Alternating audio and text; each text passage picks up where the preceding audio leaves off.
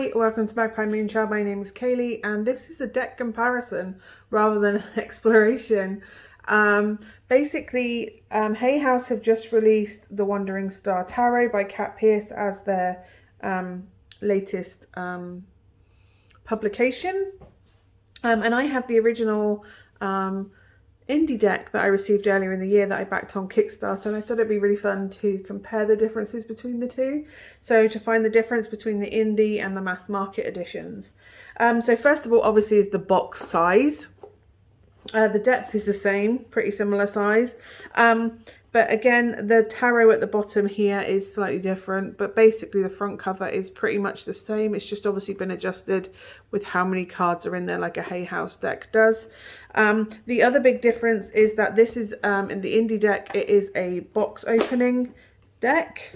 And obviously it has the single design on the side with the spine details.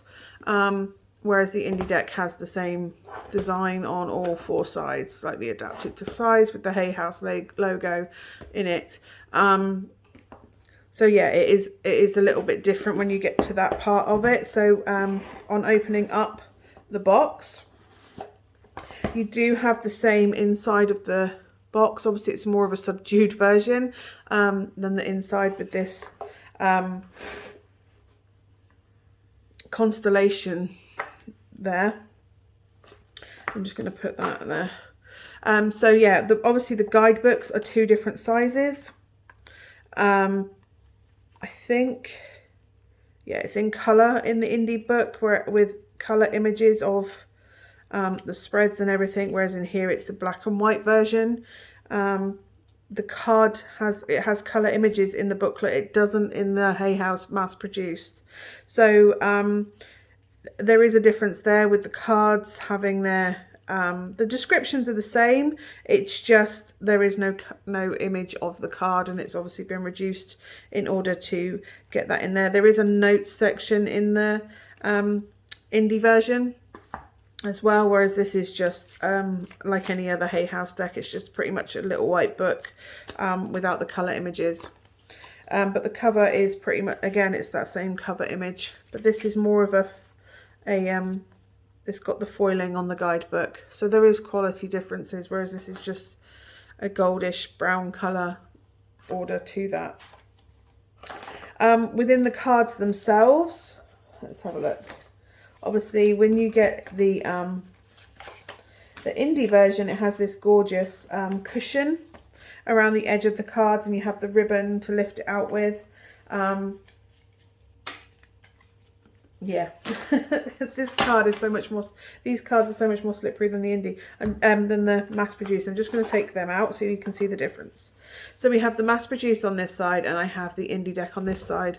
The colours are pretty similar. I did feel this was slightly more I don't know, less clarified than they were on this one, but the other obvious difference is the fact that there is gold foiling on the side of these, and that's because these are plasticky and these are cardboard. So there is a slight difference into the way the pictures are presented, to me personally.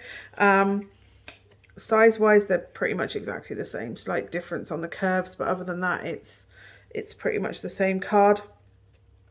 This one bends, and this is the indie version, so you bend it and it does have a slight kink to it, but if I push it back, it's pretty much straight up right away.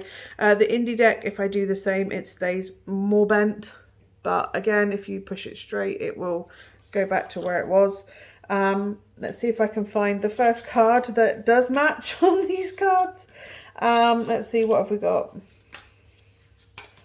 We must have one. There you go, the Emperor on each of the cards. So this is the indie version and this is the mass produced version, and as you can see, it's just a bit more richer on the indie version. It's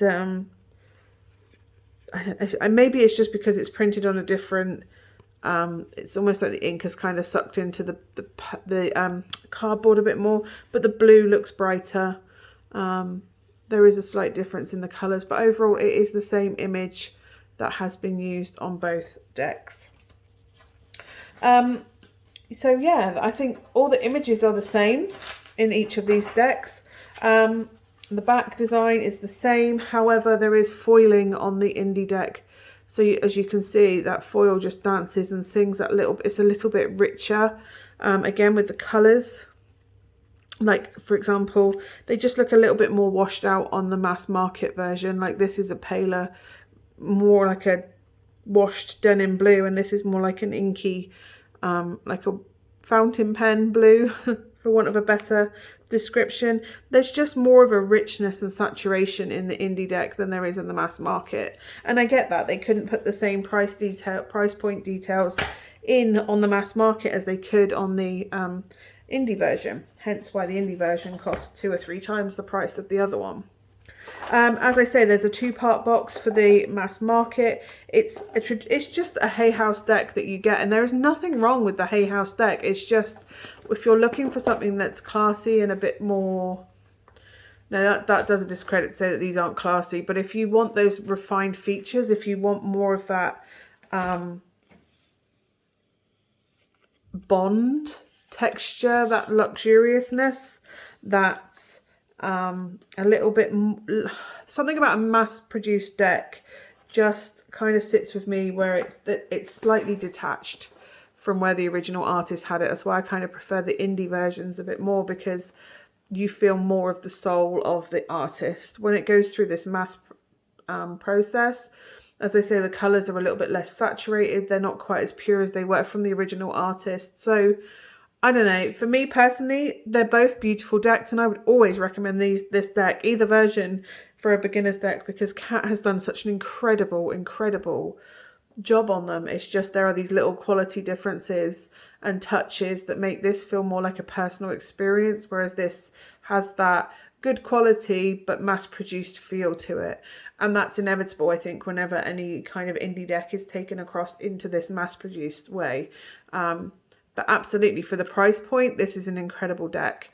So absolutely, I'm always going to recommend this to anybody if they want the deck. I don't know if Kat is even selling these as an indie anymore, but I'm sure they'll come up time to time on tarot selling pages. But yeah, I just thought I'd give you a look into the difference of the decks. Even the backs are slightly different. Obviously, they have the cards, and there's no ISBN number because it's an indie deck. So yeah, anyway, those are the differences between the Wandering Star Tarot, whether that is through Hay House, the mass produced, or from Kat Pierce herself directly from Kickstarter. So yeah, anyway, hope that's been useful, and hopefully I will see you again soon. Bye for now.